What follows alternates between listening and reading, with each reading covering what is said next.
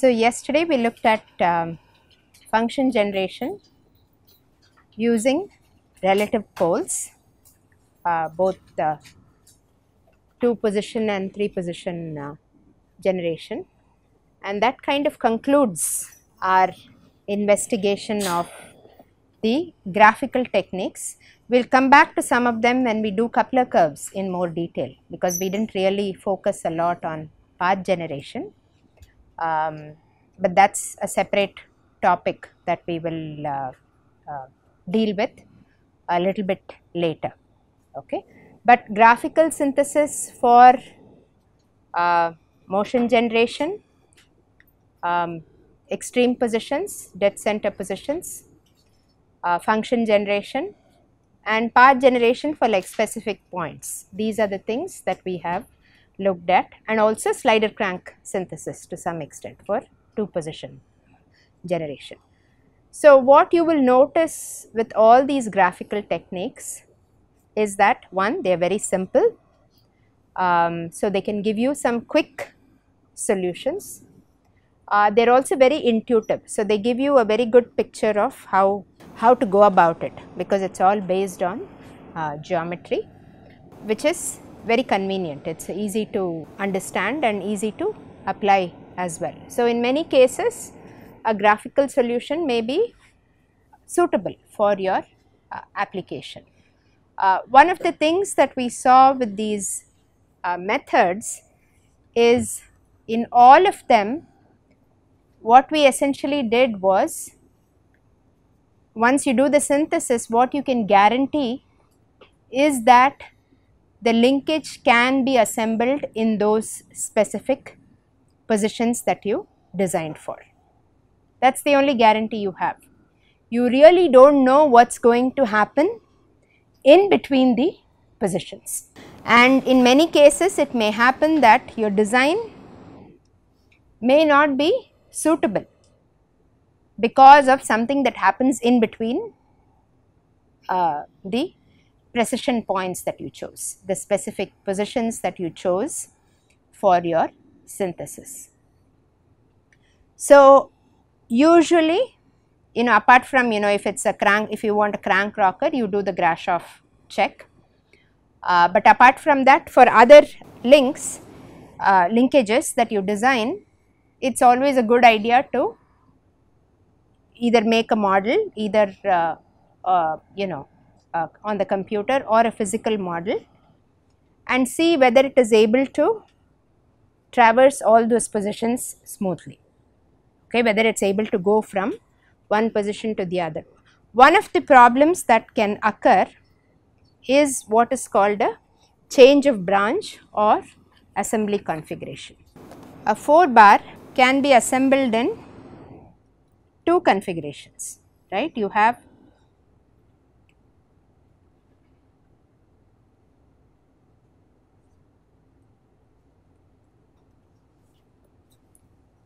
if you have 4 links, okay, for the same input angle, I can assemble it like that, or I can assemble it like this, okay.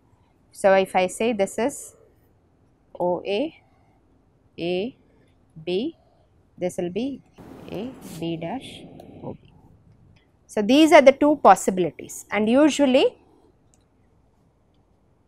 once you assemble it in one configuration, it will only move in that configuration. It will not be able to switch from one configuration to the other without you physically disassembling the linkage and reconnecting it in the second configuration. The cases where it might happen is if you have a neutral, Grashof neutral linkage, not necessarily a parallelogram, but a parallelogram linkage is a Grashof neutral linkage.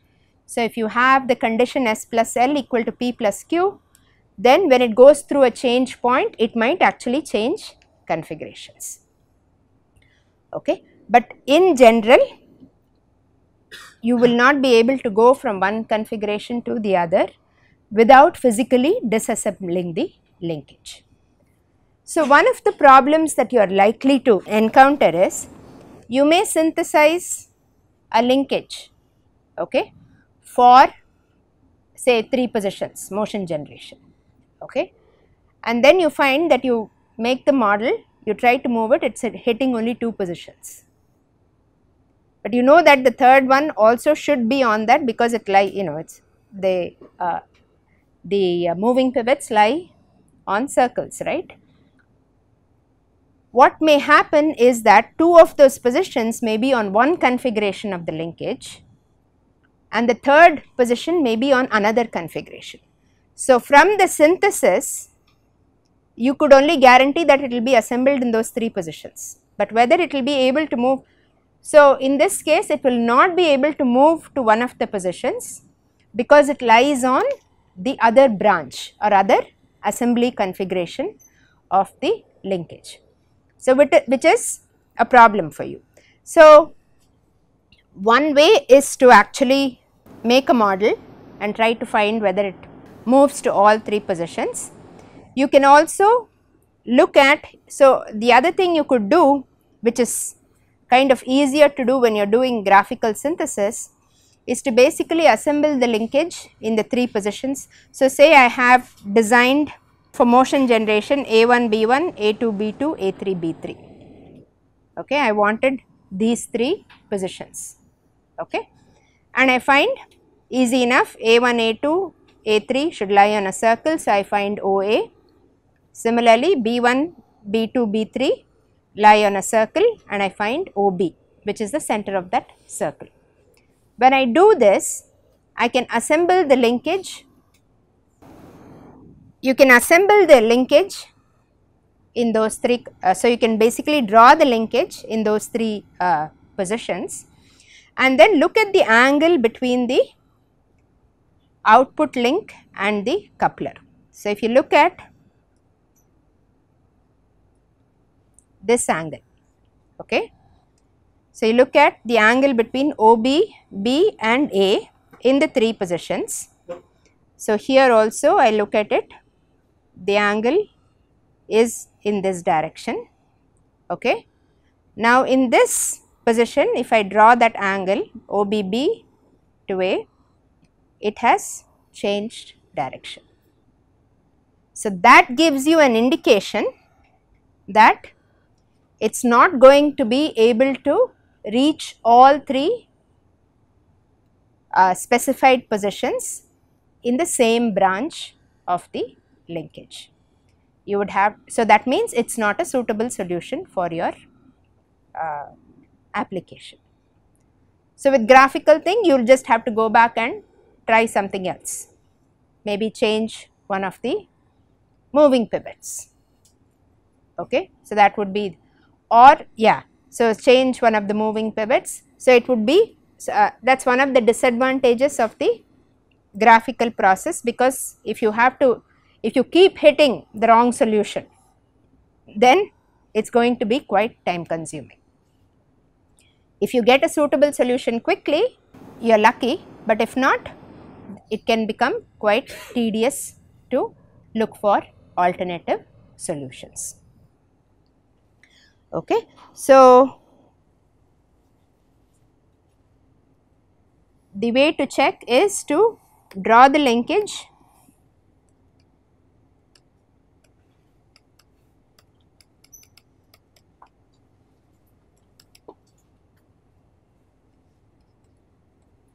what we did here was draw the linkage in all 3 design positions.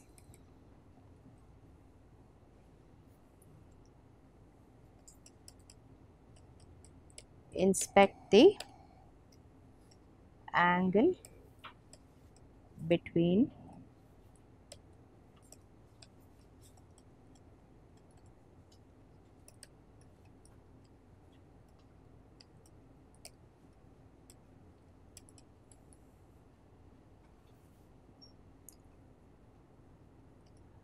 a change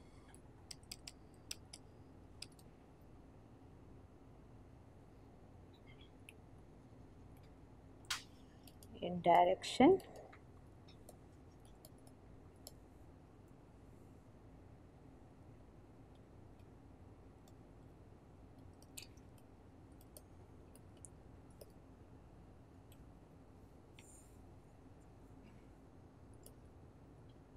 So, if it is a crank rocker,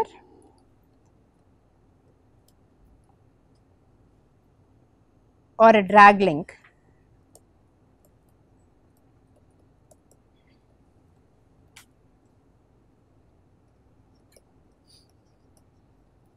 it means there is a change of branch happening. If it is a Grashof 2, if it is a triple rocker, then it indicates that there is a drive failure, that is there is a toggle position. It means there is probably a toggle position between the two.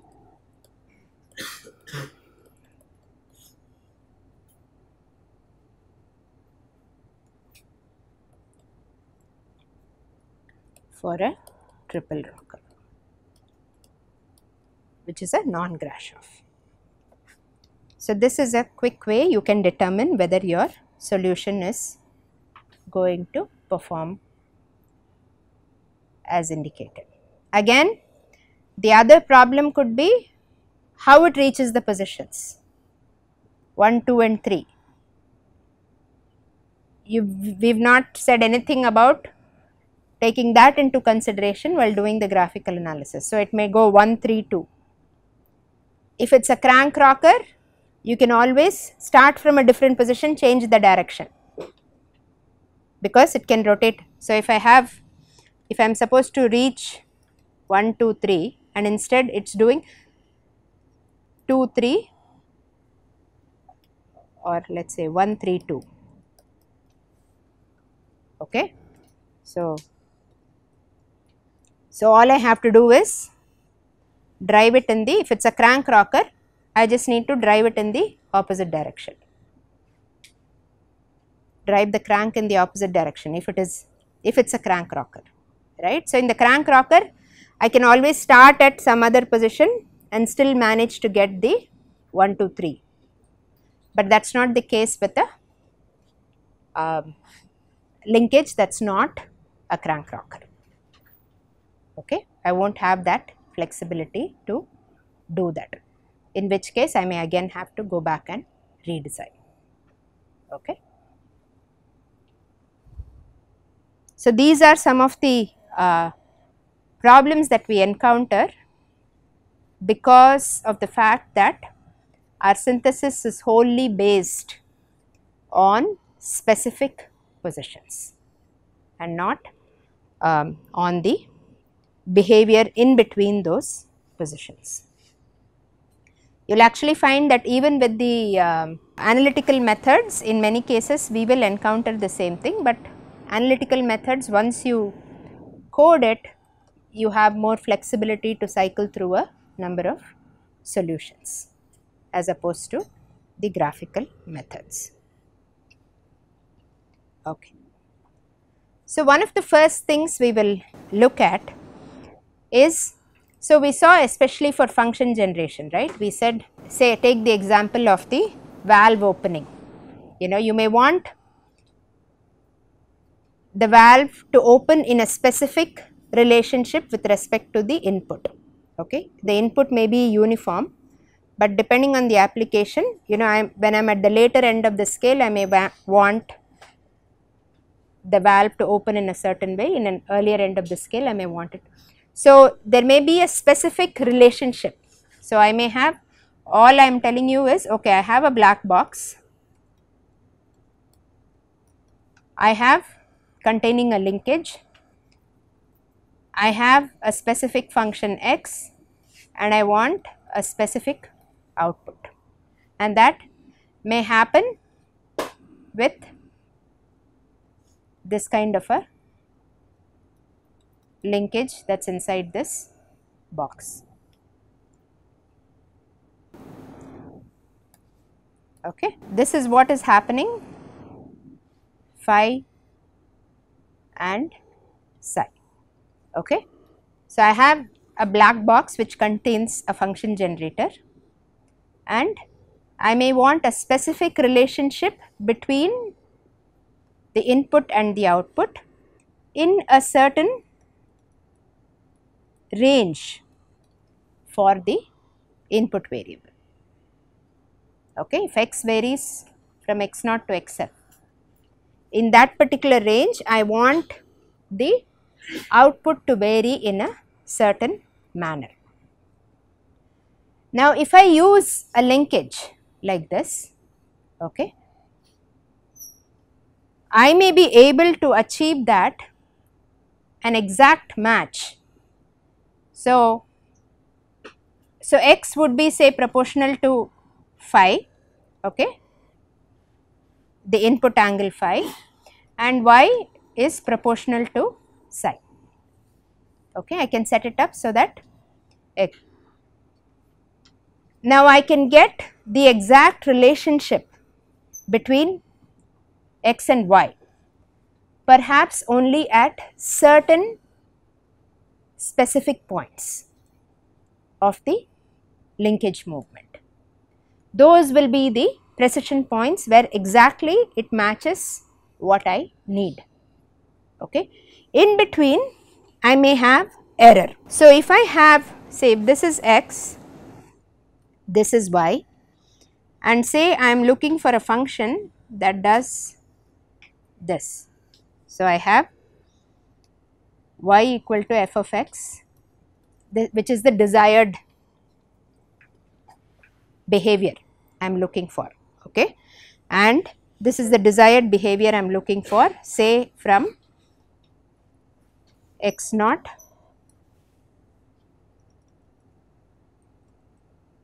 to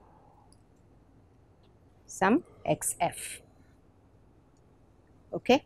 Then my actual function generator inside may actually give me something like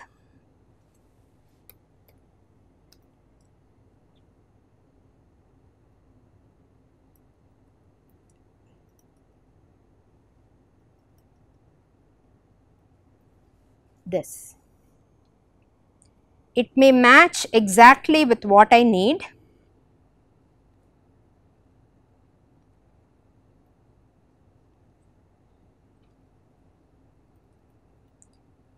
at some n precision points. Okay, so there is no error at those precision points, but everywhere else in between I would have some error.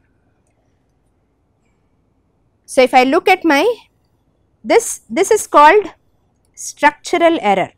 So it is basically based on, that is the characteristic of the linkage that I am using. It is not something that I can rectify by, say, maybe changing the tolerances of manufacturing. Okay.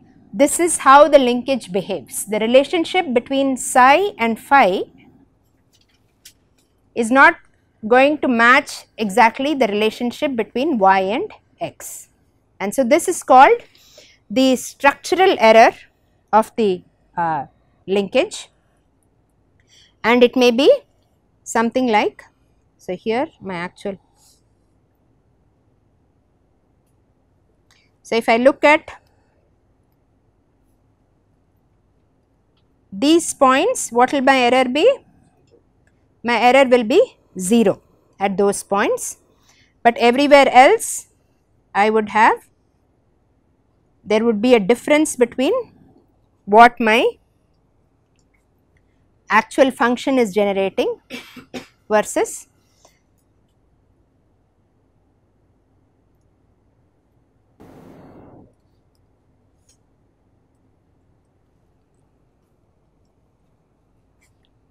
something like this. Okay, so these at the precision points I have 0 error, but at the ends or in between I do have a non-zero error.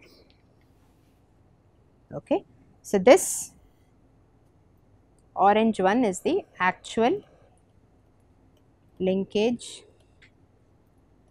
generated function.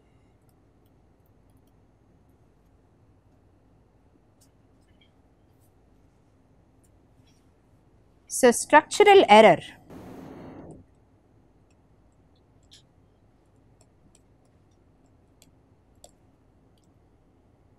is defined as the difference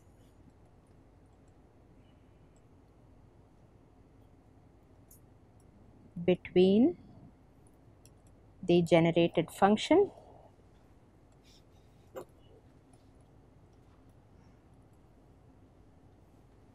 which is what the linkage actually produces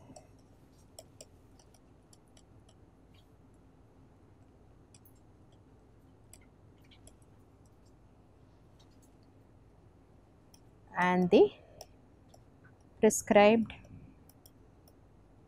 or specified function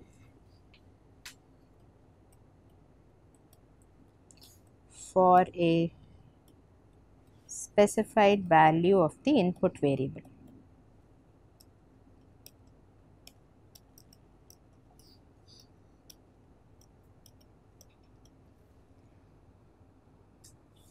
So, if I look at structural error at say some x equal to some x value, okay, some x dash, then this would be my structural error at that particular point. I would compute what the linkage generates, what I want the actual value of the function to be, the difference between them is the structural error, which I really can't do anything about unless I change the linkage itself. Okay, it is not something that can be rectified by more precise manufacturing or something like that. Okay. So, the desired characteristics are satisfied only at specific points in the range that you are looking at. The range is x0 to xf. So, how do we choose these? Typically, you want to choose the precision points.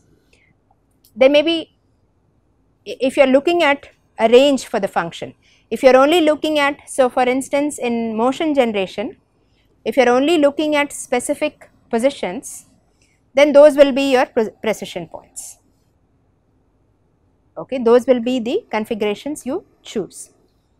In function generation, this is more typical of function generation, where you are looking at the continuous behavior over a range, or in path generation where you would have to look at the continuous behavior there over a specified range.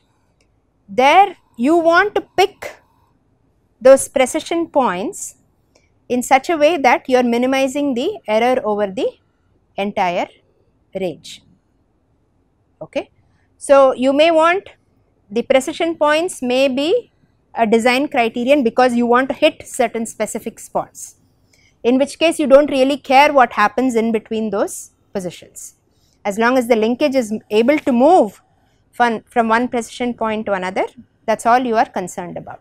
But if you are looking at the behavior over a continuous range, then you are concerned about how the error is going to be in between the points where the error is 0. So, there are different ways to approach it.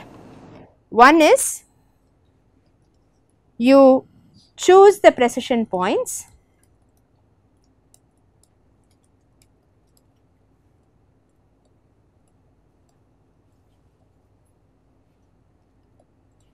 so that the maximum structural error is as small as possible.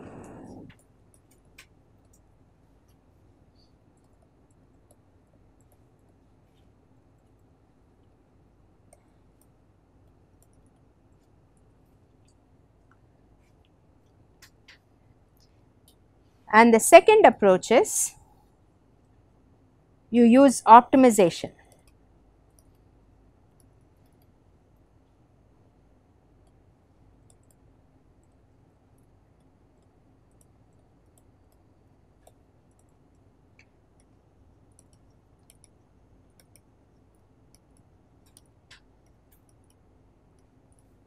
The structural error in an overall sense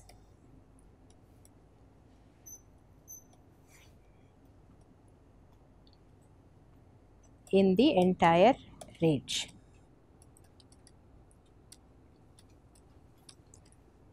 in this kind of an approach, in the second approach, the error may not be 0 anywhere, but the overall error will be minimized. You may get as close to the actual desired function as possible, but the error may not be 0 anywhere.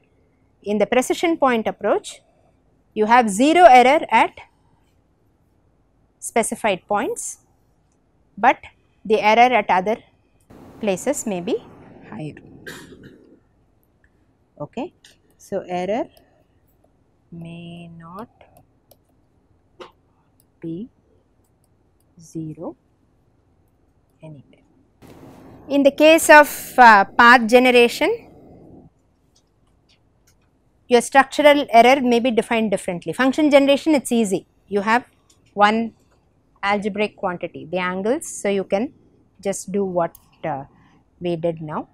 In the case of path generation, you may actually have to define it as a vector between the desired path, you know, so and the displacement vector between where you actually reach versus where you want it to be.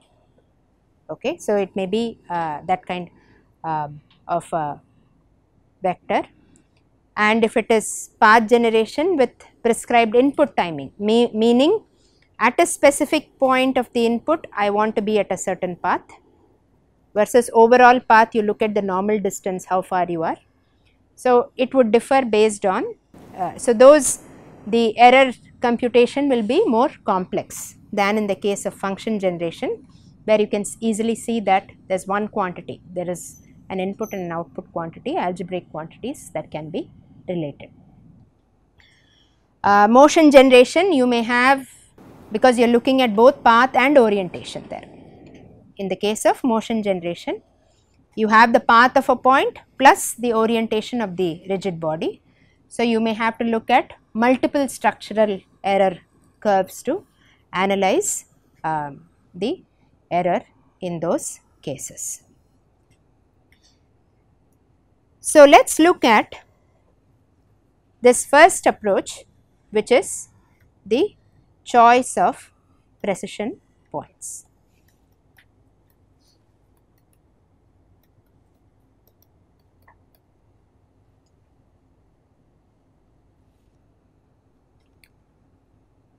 So, this was proposed by Chebyshev, who said that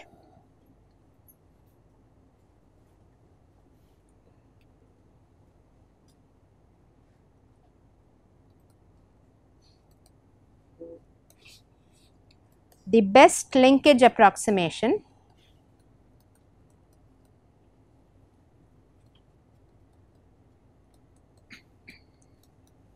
to a function occurs when the absolute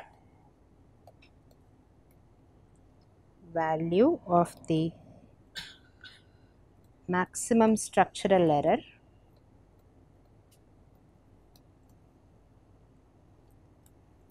between precision points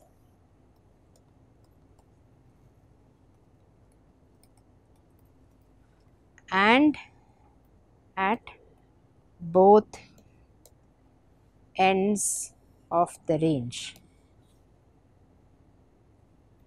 are equalized.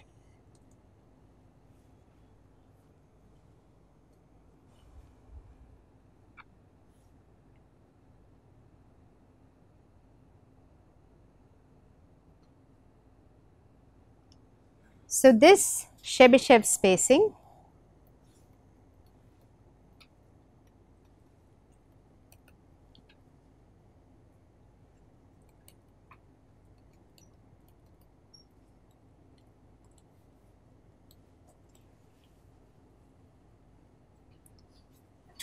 is used to minimize the structural error.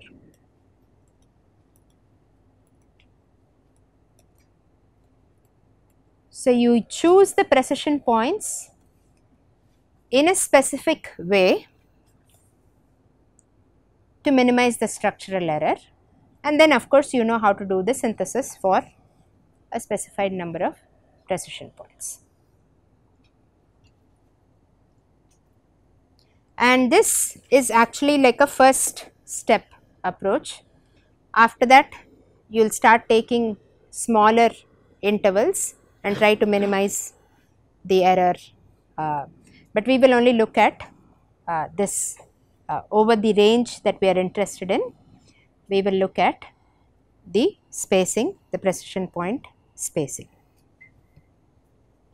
So, it is actually an iterative process that may have to be performed in order to minimize the error. So, you see here that the first precision point is not at the beginning of the range, and the last precision point is also not at the end of the range, okay, because according to Chebyshev's spacing, the errors, there is error at the ends of the range which is equalized with the maximum structural error between the points, okay. So,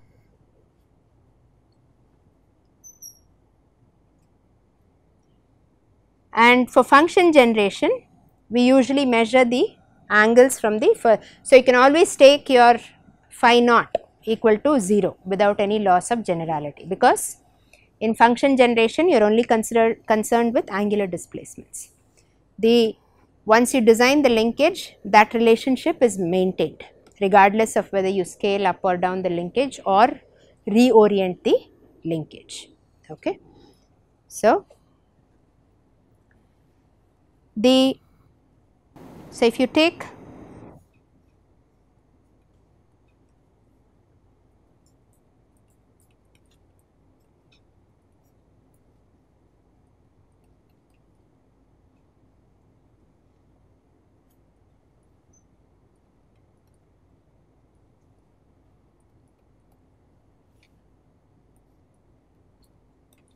I have my input x in this range and I have my output y equal to f of x. So, j indicates jth precision point.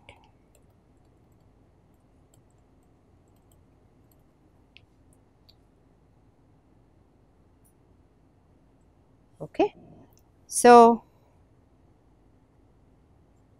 if I look at delta phi, delta x, delta psi and delta y are the desired ranges of the different variables.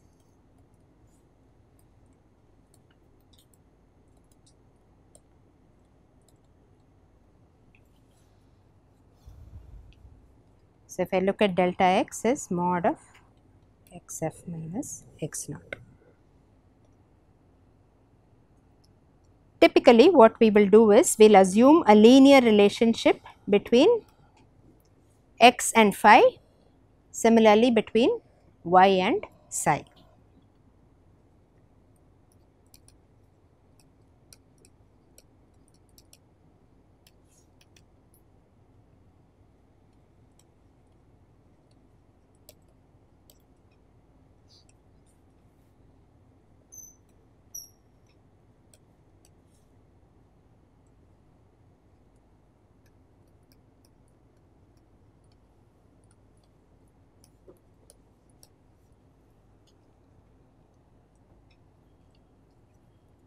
So, you have phi j minus any phi, actually any phi in the range by x minus x naught will be equal to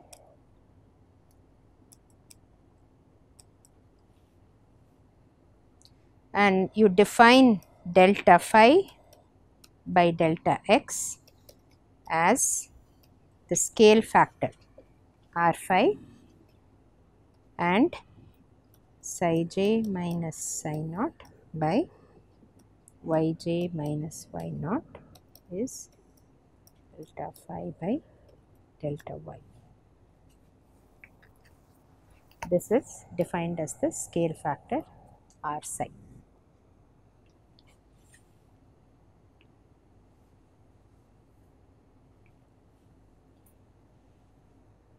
Basically, you can do psi j minus psi 1 by yj minus y1 to determine the value, or y naught or psi naught.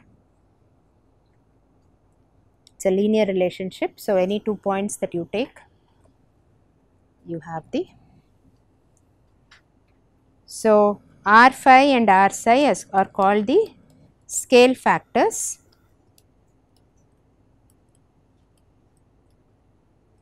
in degree per unit variable.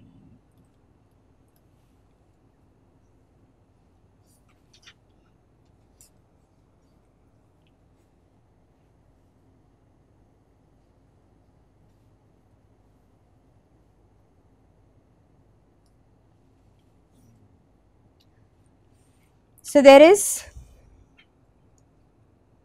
a geometrical method for the determination of the Chebyshev spacing.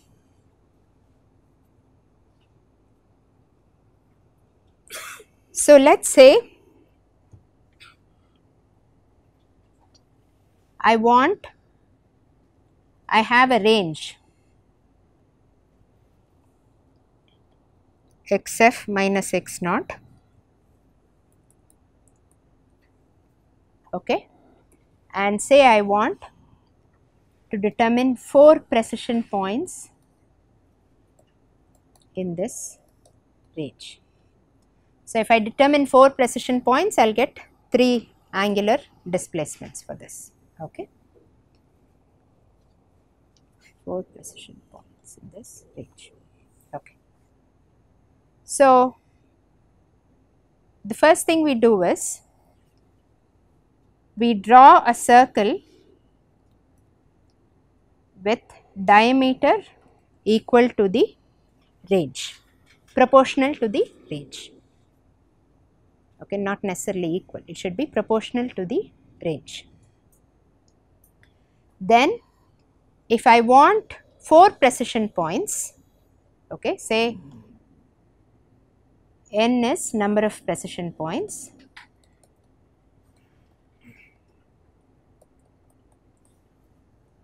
then I have to inscribe an equilateral polygon, a regular polygon equal to 2n sides,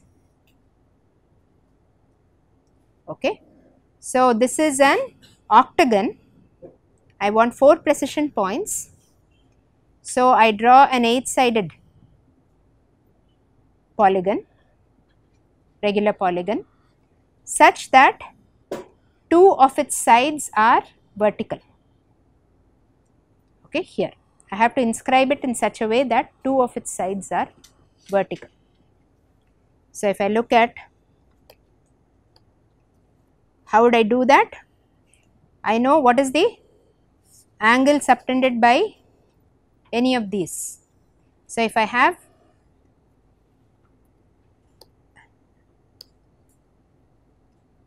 (360 by n),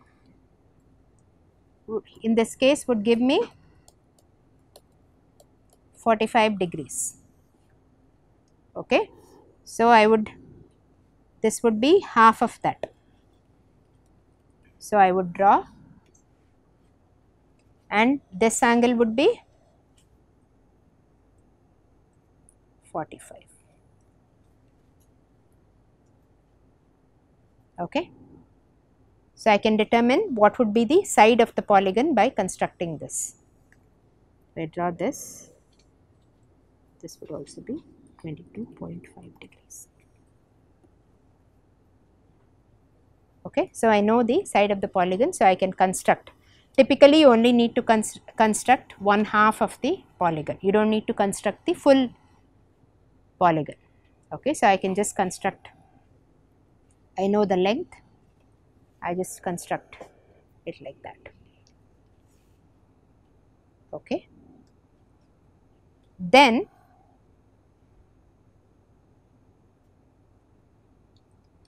my precision points are these. So, from the vertices of the polygon, I drop perpendiculars to the horizontal. So, I have this would be x1, this would be x2, this is x3, and this is x4. So, I can read off, I can measure from this construction the values of x which would form my precision points. And then using a certain scale factor, I would translate it into values of phi, because my x is proportional to phi. Okay. So, if I look at this, this is obviously x naught plus xf by 2, this point. So, I can write in analytical form, I can write xj as xf plus x naught by 2 minus xf minus x naught by 2 cos of pi by 2n into 2j minus 1. If you want, you can remember this, or the graphical construction is easier, or you can remember it as xj minus x naught equal to xf minus x naught by 2 into 1 minus cos pi by 2n 2j minus 1. So, this is basically delta xj, the distance of a precision point from x naught, okay, delta xj. So, xj equals x naught from the starting point, this distance, x1. So, j would take the values, j will be 1, 2 to n, the precision points. So, I can write xj as x naught plus delta xj. I should, if I say n is the precision points, let me use capital N as the number of, for the polygon, that is equal to 2n. Sorry about that. This is the number of sides of the